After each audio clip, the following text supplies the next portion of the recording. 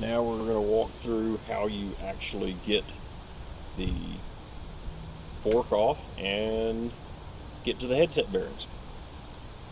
Initially, it's just a big lock nut up here.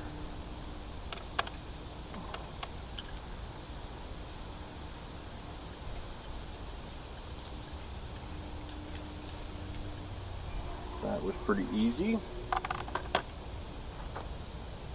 And then we've got, this is the cable guide for the brakes. They fit really snugly. They're kind of a pain to work back off, but they're not threaded on. They just feel like they are sometimes. So got that. One thing I can recommend is, if in doubt, have a zip tie or something like that and run these on there in order. So if you think you won't remember how it went the first time, that helps, because you can just zip tie them together and you'll know what order they're in. This is our final, this is what actually holds, this is a big ring that's actually what holds the fork on. It threads onto this fork, and I'll show you that in just a second.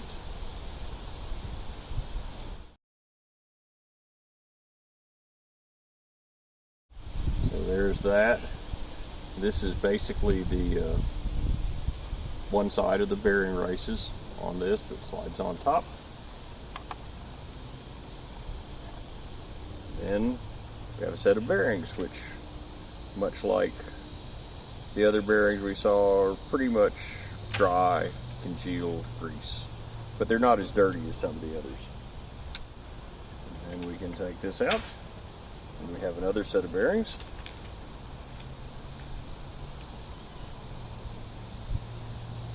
And we've got the cups, which are permanently pressed in, and these are essentially the cones, or the big nut we removed off the top in this. But you can see basically the way the whole thing is held together on a system like this is it literally is a threaded piece to the end of the steerer tube, and you just thread onto it. Totally different than what's used on most modern bikes, but quite effective.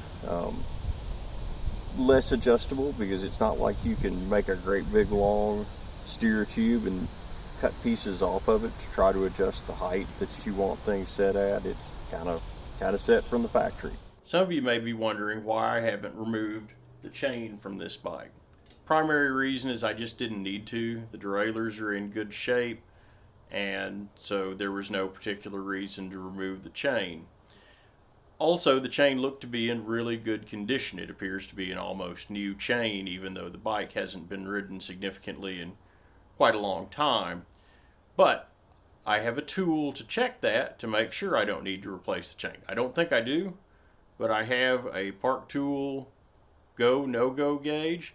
Basic idea of this is you're going to fit one end of it in a link in a chain and stretch the chain out and see if either one of these tips will slide in between the links of the chain.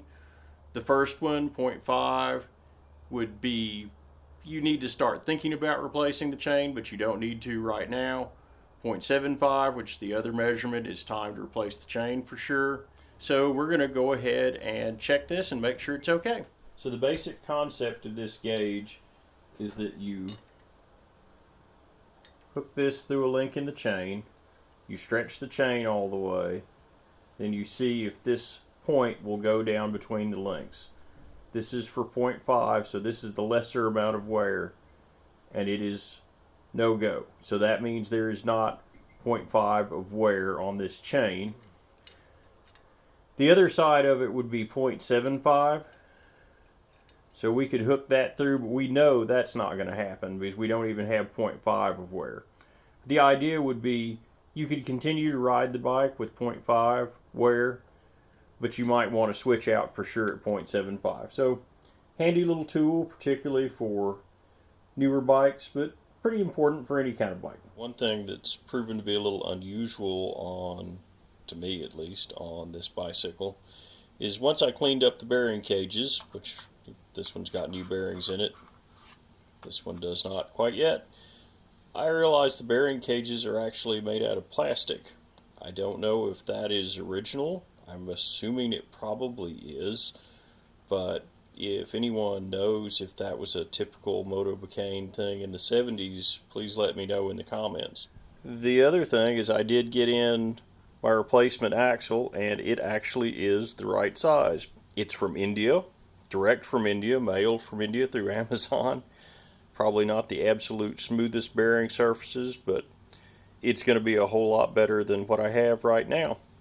So that was a good find that's available. Observation I made while I was working on polishing the frame is it appears the seat post has been replaced, which I thought that it probably had based on its overall appearance relative to the rest of the bike. Very shiny, not much dirt, wear, etc. But another thing that seems to confirm that is there appears to be a shim in here to make a slightly smaller size seat post fit.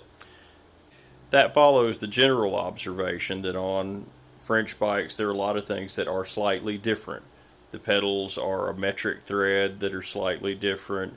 The quill stem, as I recall, is slightly smaller than the quill stems on most other bikes. The seat posts are slightly different sizes.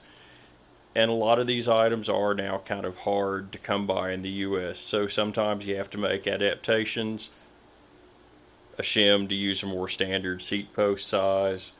On a quill stem adapter that I used on another bike on an earlier project, I was able to use the typical quill stem adapter, but I had to sand it down just a little bit to make it fit because the French steer tube, the interior was just slightly smaller than what you would expect on a American or British bike.